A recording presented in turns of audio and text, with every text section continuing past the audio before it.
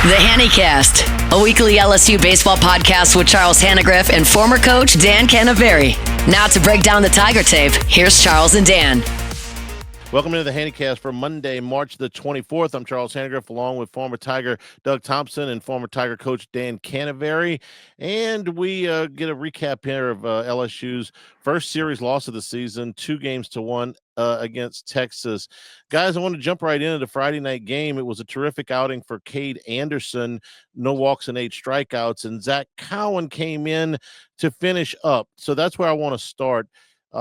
With an 8-2 lead going to the bottom of the 7th inning, Jay Johnson goes to Zach Cowan. That's his best relief arm. And so the question is, did you need to go to Cowan with the 6-run lead, or could you maybe have gone somewhere else and tried to save Cowan because it could have used him a little bit on Saturday? It's classic baseball second guessing, but I'm curious you guys' thoughts on it. I'll go first. Go ahead, Kenna. I'll go first. The bottom line is, we talked about this last week on the show. Cade Anderson going 6 innings is great. That's an outstanding performance. No walks, 8 strikeouts, 2 hits only. 7 hits, but only 2 runs, 2 earned. The bottom line is, though, and Doug, you probably know this and agree with this, you got to win game 1. You got to go for the win because you don't know what's going to happen the next day. So Zach Cowan is his most reliable arm, maybe not his best arm, but most reliable reliever. He knows what he's going to get. And with a lead like they had, at that point in time, it was only 4-2. It was 4. It was 8-2. It was 8-2, and they scored 4 in the top of the 7th. So when they brought him in, they had space. And as Doug will testify to, you're pitching pattern 1 baseball. I want a guy that's going to throw the ball over the plate. Let's play the law of average. Don't walk anybody. Try to keep it in the park, and you'll win the game. And that's Zach Cowan's specialty. Yeah, he didn't waste any time. In my opinion, Zach Cowan's one of the best he's got. And we talked about Zach Cowan last week. The reason he's so good is because you know what you're going to get. And, he's steady and control. He reminded us a lot of Kevin Shipp. Perhaps in hindsight, Cowan would have been useful in the Saturday game or Sunday. But that's not what happened. So I think Case and Evans, not having to pitch on Friday was still big, right? So you still had your horse in the pen fresh. So things were lined up for the weekend to look good, but sometimes, especially in Austin, it's just tough to win. And Cade Anderson, just to elaborate on that outing, he's elite stuff. He's proven it now. He's one of the best in the SEC. We're lucky to have him. Who's number 2? Who's number 3? I think Ianson is really good the first time through the lineup this week. But I think they adjusted and made him work a little harder the second time through.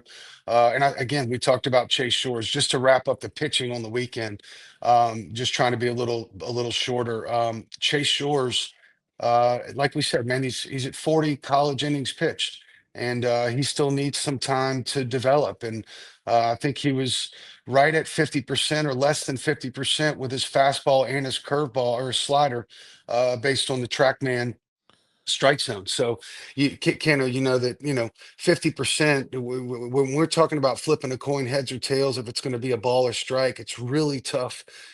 It's really. And we lost Doug here. I'll finish for Doug. It's really tough to get people out when you're flipping a coin, and you really don't. You never get the advantage counts or anything else. The other thing too, Charlie, I want to add while Doug's getting back on.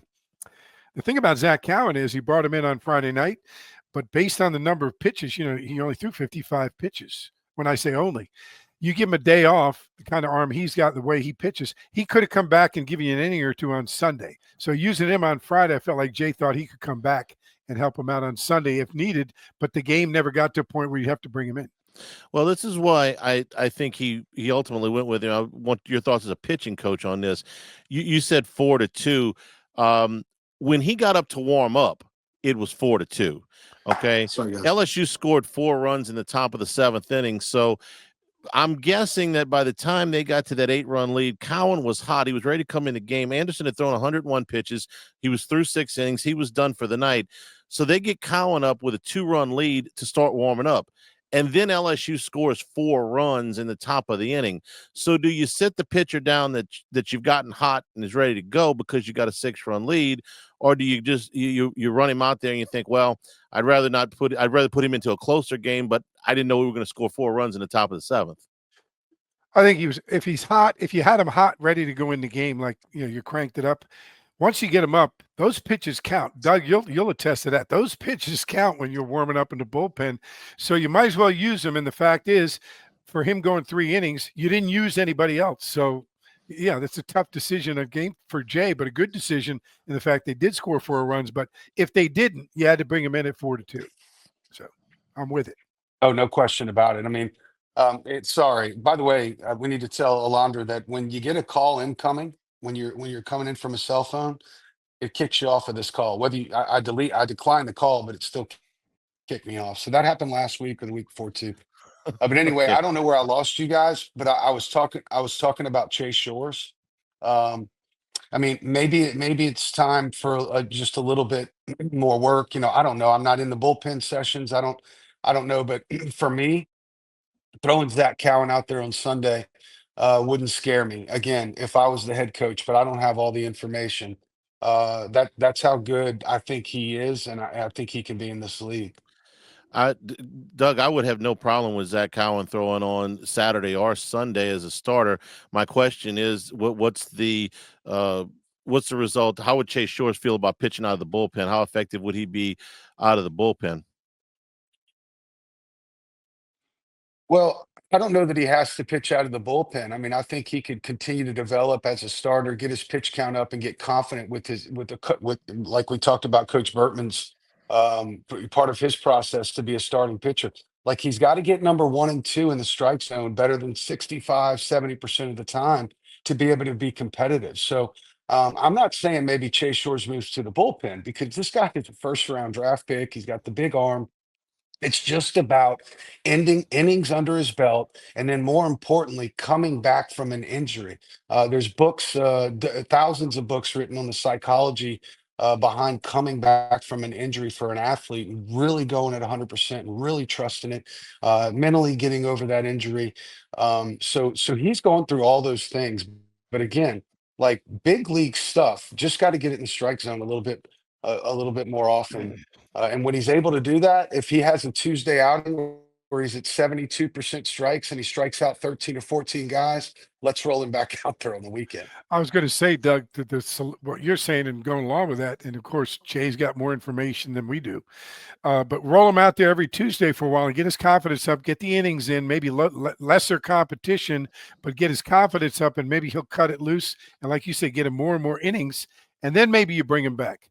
But again, I think for sure this weekend coming up, we're going to see a different type of pitching plan than we've had the last couple of weeks. We're brought to you by Marucci Sports, MarucciSports.com, and the Hitter's House, 5801 Segan Lane and 1801 Airline Drive in Metairie. Members at the Hitter's House get access 24/7 to the members-only cages, bullpen cage reservation opportunities, a 15% discount at the retail store, and all the Marucci aluminum and composite bats are available there. The wood bats, custom pro bats, training and souvenir bats, BB Core, USSSA, and T-ball bats. Also the fast pitch softball bats. All of them available at Marucci.com, a company founded and operated by current and former big leaguers. And also by Dependable Storage, 8 locations across Louisiana and 1 in Gulfport, Mississippi. Match any competitor's pricing, offer convenient online rentals and payments. They offer free use of the moving truck for new rental move-ins, clean, secure, and conveniently located facilities. Check out the website at dependablestorage.com for locations, pricing, and rentals. Like Skip says, at Dependable Storage, we want your stuff. Guys, what we're talking about more pitches in the zone. It felt to me like for at least the back part of the weekend, because the first 13 innings were great. The second 13 innings, not as much. It felt like LSU was behind in a lot of counts. So I went and did a little bit of research on how much LSU was getting ahead or behind in the counts. You guys are pitching guys. What's a reasonable first pitch strike ratio? I know you never want to fall behind the count, but just in general, you look at it and say, how many first pitch strikes are we throwing? How often are we getting ahead in the count? What's numbers you're comfortable with? I'm going to say 70%. 70, you're 70, 75. Yeah, 70, because 75% the of the bottom time. line is, Charlie, you're starting throwing the ball down the middle, and as you get ahead in the count, you move it more to the corners and down. I mean, that's just basic pitching. Start in the middle, get ahead, and then move it out of the zone. Make the pitcher makes the hitter chase. Okay, well then let me give you the numbers because this is probably going to alarm you a little bit. It's closer to a 50-50 split Ooh. for LSU's two of LSU's starting pitchers. Anderson, and I didn't count. I'm just talking about first pitches that were taken, not ones that were hit. Uh, Anderson went 1-0 9 times and went 0-1 11 times. For Shores, it was 9-10. Ianson was a little bit better. He was 11-5. But the walks for the weekend, they walked 9 guys in 25 innings. That's not great. It's not disastrous either. What I'm finding with the numbers, guys, is it's not really the walks that are killing them as much as they're just giving up a lot of hits. 32 hits over 25 innings is a lot more concerning to me than 9 over 25 innings. I don't know how you guys feel about that. I'm looking Yeah, at and it, that's Charlie. frustrating, right? I'm sorry. The Go whole ahead, throw go ahead. strikes, but then when you throw Yeah. strikes, it's getting hit. Sorry, go Go ahead, ahead, Dan. Cano. Were you talking? Yeah, I was looking at it. Of it, 7 of the walks that you said came in one game. And so that's an issue. Okay.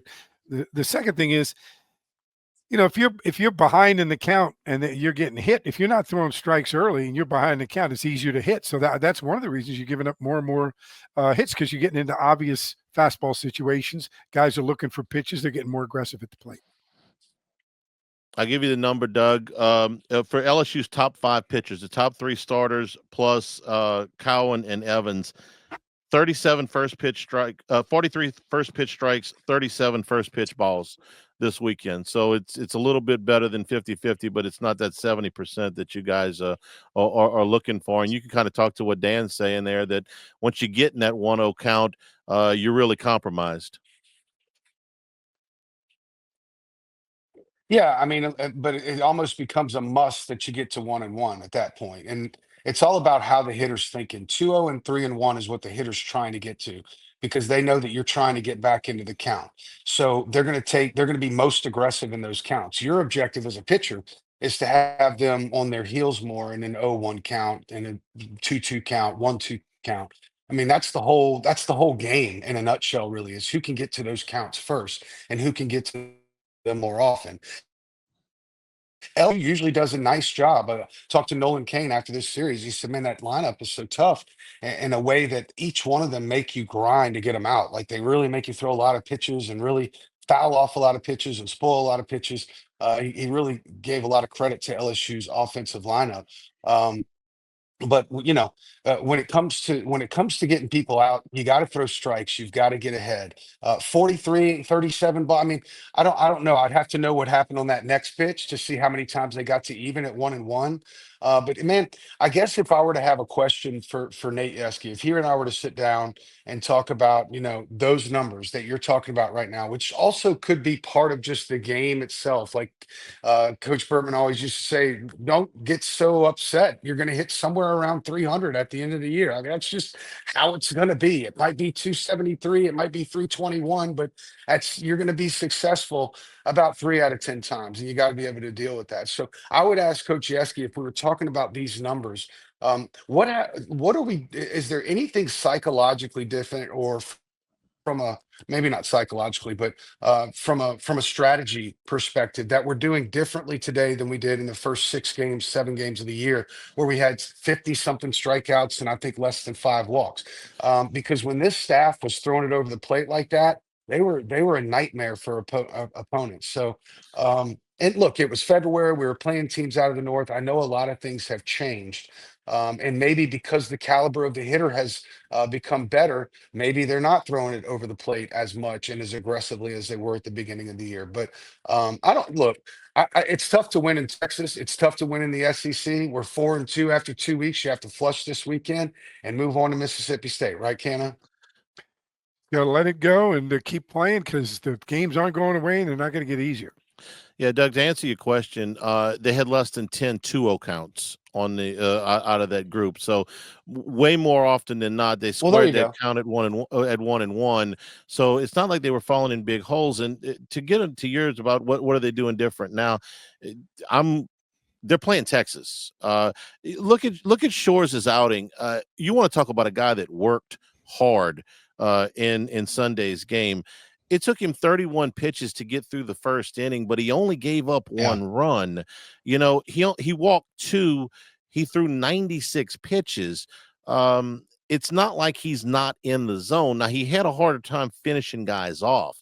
I thought Nolan was talking about how LSU's lineup battles, and I agree. Texas's lineup really battles as well. They were making sure at one point Shores was into the fourth inning and it was taking him 10 pitches per out, but he wasn't getting rocked all over the park in the first couple of innings. He was just getting nickeled and dimed to death. They were fouling balls off. They were taking close pitches. So it's not like he's wild. It's just Texas is pretty good. Yeah, the other thing there, And look, Doug. and again, based on the TrackMan strike zone, he was less than 50% with his fastball and his slider. When Chase Shores, when that number changes to over 65%, the outcome will be totally different. I mean, he's the type of guy that can go out there and no hit and shut out a team because he's got that big fastball, big slider. He's massive. So as soon as he can get it figured out to being around 65, 70% with his best two pitches, I think the story's going to change for him. Dan? Yeah, I was just going to say, Doug, you know this too. Maybe in the scouting report, Texas is a team that's a first pitch fastball hitting team, and they're very aggressive early in the count. So maybe Yeski calling pitches is being a little bit more what we used to call pattern 2, pattern 3 baseball, meaning early in the count, he may be throwing more breaking balls, more pitches to the corners because they're more aggressive early than other teams. So, we don't have that information, but I'm with Doug. You got to get to that 65, 70% or we're in trouble. We're brought to you by Bayou Apparel, helping local businesses communicate their message since 2009. As one of only a few local LSU official licensees, Bayou Apparel offers the highest quality products. They'll showcase your brand, whether it's an established one or a new one. Bayou Apparel design experts can help you create eye-catching designs that fit your company's message through logos, event T-shirts, and promotional items for your business. Call 225-928-9090 or go to the website at bayouapparel.com. Kason Evans, guys, continues to build on outing after outing. And we talked about Cowan, but Cowan's been a college pitcher. He's been a Friday night guy at Wofford. Evans has really continued to build here on this freshman season. He had a long outing of the season in the Sunday game, 3 2/3 innings. He threw over 60 pitches for the first time. He's not walking anybody. He's one of the guys that's really filling up the zone. And, for a kid that's, 6 weeks into his college career, Doug, he looks like a veteran out there.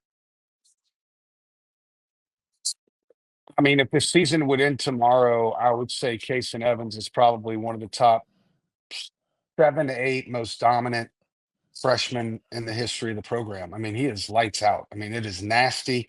I keep for Charlie. It's amazing that you said that because, like, I think this morning on the way home from dropping the kids off, I was like, man, that dude's a freshman. Like, it's hard to believe that he's just a freshman because he's so good. So, man, again, blessed to have him around for a couple years. Dan, is 16 innings. He has, 16 innings. It's 28 strikeouts and only 5 walks, and he's one of those bulldog competitors too. He's got that emotion on the mound. Some guys are still. He's a real emotional kid, but the emotion doesn't seem to get the best of him. Yeah, he's got a good temperament on the mound. He's in the zone. Obviously, he's in the zone, but his stuff is hard to hit. I mean, he's got no walks, a lot of strikeouts, pounding the zone. One thing I like about him, and Doug, you would probably like this too. He was a shortstop, middle infielder, ended up turning into a pitcher. And good athletes, pitchers that are good athletes are always a lot different than the guys that aren't so good athletes. Doug, you're one of those good ones. They feel their position. They can hold runners. They got a little more competitiveness. They played both sides of the ball. I just think that athleticism brings about some good results for Case and Evans. Well, I mean, aren't in the shortstop always end up being like all pitchers started as shortstops. They were all the best players on their team. Some eventually lose a little bit of their grace over time, but not all of them. And yes, Casey Evans is a great athlete. There's several of them out there that can play both ways. Dalton Beck, I think, also could play both ways. Bradswell was a pitcher coming into South Carolina as a freshman. So yeah, no, Charlie, very astute. Kason Evans is a dude, very unfreshman like, if you will. And when you really think about all the great freshmen, in terms of coming in and right off the bat, like, whoa, just kind of overtaking or being as dominant as they were, let's say, in high school. You start thinking back, Kano, of course, way back to the 80s. And, I pick up around Brett Laxton, who, of course, had 16 strikeouts in the national championship game as a true freshman. And there's been several others, Nola, I think Lang had a good freshman year. Anyway, there's been Lane several of those, Mestapay but comes to mind. Case, Lane Mestapay yeah, is another usually freshman. usually as all the kids coming in, you don't really count on one of the freshmen to have a major role on your pitching staff that year. It's just a lot to take in. Can they handle the pressure? All the different things. But boy, like I said, more times than not, I totally forget that kid's a freshman. We're brought to you by Lake Urgent Care, 25 years of experience dedicated to providing quality care close to home, treating minor illnesses and injuries for ages 3 months and up at 17 convenient locations: Baton Rouge, Hammond, Livingston, and Ascension Parish. Plus, they offer occupational health and weight loss solutions. As a seamless extension of Our Lady of the Lake, patients can access care from anywhere with the My Chart patient portal. The urgent care centers are open 7 days a week. You can walk in, check in online, or schedule a virtual care visit at lakeurgentcare.com. I got a lot of questions today about what happened to the LSU offense this weekend. So here's my answer, guys. Texas on Friday sent out Jared Spencer and Andre DePlanche, and LSU hit both of those guys. To start the game on Saturday, they sent out Luke Harrison, and then Max Grubbs relieved him, and they hit both of those guys. And then they sent Riojas out on Sunday.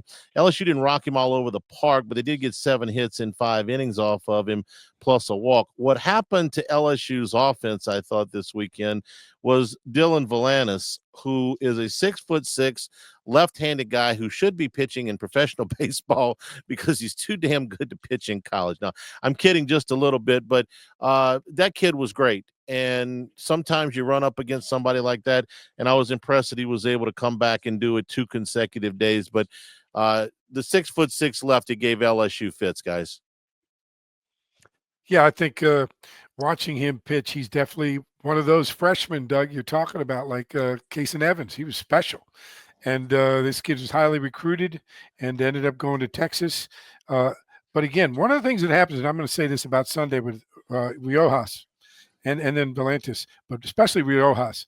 Doug, the history at LSU is, and Skip used to say this all the time, when we play somebody, we're going to get the best outing out of a guy they never thought could have that outing. Riojas never started a game before, and he comes out and throws a gem, and goes 5.2 innings in his first start in college, for Texas. Like Skip would say, and watch this next week. Let's see what his numbers look like. It's kind of like a Cinderella thing. They come out, they have a great outing against LSU, big crowd, and then the next weekend, the adrenaline's down. They go 2 innings and they're out of the game in the 3rd. Yeah, and sometimes you just don't have the information on a guy, right? Like Riojas. I mean, he gave him hell the first 3, 4 innings. I remember, back in I don't remember what year, but against Arkansas, a kid named Dan Wright. He was a freshman, and we just didn't have that much info. And I remember Coach Bertman before the game saying he'll gust to 92, 93, but we just don't have that much info. And he was actually more 95, 96. And they beat us that day 15-1, and we hit 1 solo home run. So sometimes, no matter what, they're going to throw a guy out there. And also a Bertman quote was, guys, no matter who we play and when we play them, just know that if their pitcher's out there having a good day, it's a battle. No matter who it is, if they have a guy out there that's figured it out, doesn't necessarily have to be someone with overpowering stuff, doesn't necessarily have to be someone with a whole lot of experience. Like Will Helmers last year in Chapel Hill. It just has to be a guy who that night has a stronger will to win than the other team. And when that happens, it's tough. And maybe a little bit of that happened. I mean, they've really got some big outs from some really good arms and a tough place to play. So LSU came away with a win. Again, they're 4-2. It's really just at this point kind of useless for them to look back unless there's some tweaks they can make to their pitchers. But now it's time to focus on Mississippi State. And I know those guys have not only been focused on Mississippi State, but they'll be ready and prepared for ULL tomorrow night at the box as well.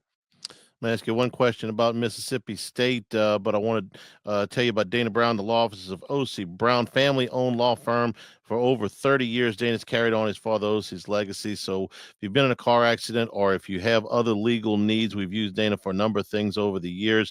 Law offices of O.C. Brown should be your first and only call. Truly, your law firm for a lifetime. Call them at 225-343-1111 on the web at OSSIEBrown.com. My question about Mississippi State is not really about them as much as it is about the schedule. Guys, it's a Thursday, Friday, Saturday series. So, Doug, you were talking about Shores.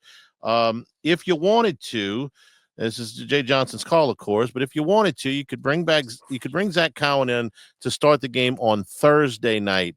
He threw 55 pitches, but that was all the way back last Friday. You could bring him in, start the game on Thursday. You could leave Anderson and Ianson where they are and carve out a different roles for Shores this weekend if you wanted to. What do you think? I like the way you think, Again, I Charlie. told you, if it were me, yeah. Yeah, I mean, if it were me, throwing Zach Cowan out there and letting him get a shot to start on the weekend wouldn't be a terrible idea. I think he can do it. I think he's got the temperament to do it.